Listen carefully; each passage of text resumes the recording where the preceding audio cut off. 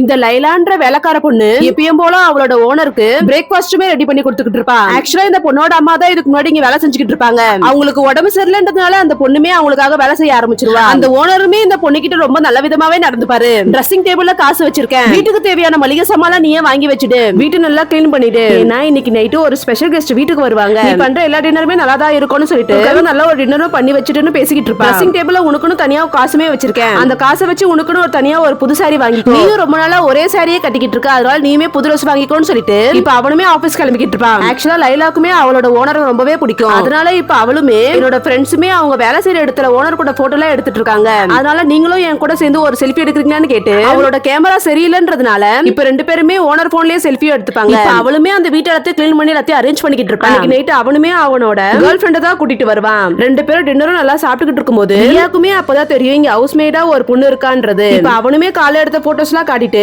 அவன் நல்லா சமைப்பா, நல்லாவும் வேலை செய்வா, அவளோட அம்மாக்கு உடம்பு சரியில்லைன்றதுனால இப்ப அவளுமே வேலை செய்ய ஆரம்பிச்சிட்டான்னு சொல்லிக்கிட்டு இருப்பா. அடுத்த நாள் காலைல லைலாவும் எப்பயும் போல அவளோட ஓனருக்கு பிடிச்ச கலர்லயே புது சாரி வாங்கி அவங்கிட்ட எப்படி இருக்குன்னு கேட்கும்போது அவன் கண்டு கூட மாட்டான். கழிச்சு இப்ப அவளுமே ரூம்ல கிளீன் பண்றதுக்காக ரூமுக்கு போகும்போது ஓனர் ரூம்ல இருக்கிற ஒரு கிளாஸ்ல நிறைய முடியுமே இருக்கும், அதெல்லாம் பார்த்துட்டு அவளுமே இப்ப ரொம்பவும் கடுப்பாயிடுறா. அடுத்த நாள் நைட்டு அவனுமே அவனோட கேர்ள் ஃப்ரெண்டை கூட்டிட்டு வருவா. ரியாவுமே இப்ப ரூமுக்கு போகும்போது கீழே ஆல்ரெடி ஒரு நைட் ட்ரெஸ் இருக்கிறத பார்த்துட்டு ரொம்பவும் ஷாக் ஆயிடுவா. இந்த ட்ரெஸ் யாரோடதுன்னு சொல்லி அவ்வளவு சண்டை போட ஆரம்பிப்பா. இப்ப அவனுக்குமே அது எப்படி இங்க வந்துச்சுன்னு தெரியாம முழிச்சுக்கிட்டு இருப்பா. நீ உன்னோட வேலைக்காரி கூட தான் அஃபேர்ல இருக்கன்னு எனக்கு அப்பயே டவுட் வந்துச்சு அப்படின்னு சொல்லிட்டு இப்ப அவளுமே சண்டை போட்டு அங்க வந்து போயிடுவா. ஆக்சுவலா அந்த வீட்டு வேலை செய்யற லைலா தான் அவங்க ரெண்டு பேருக்குள்ள சண்டை வரணும்ன்றதுக்காகவே வேற ஒரு வீட்ல இருந்து நைட் ட்ரெஸ் திருடி எடுத்துட்டு வந்து இங்க போட்டு இருந்திருப்பா. இப்ப அவனுமே ரொம்ப மூட் ஆஃபா உட்காந்துக்கிட்டு இருக்கும்போது உங்களுக்கு தலை வலிக்குதான்னு கேட்டு வேணும்னா உங்களுக்கு ஹெட் மசாஜ் பண்றேன்னு சொல்லிட்டு எதுவுமே தெரியாத மாதிரி பண்ணிக்கிட்டு இருப்பா.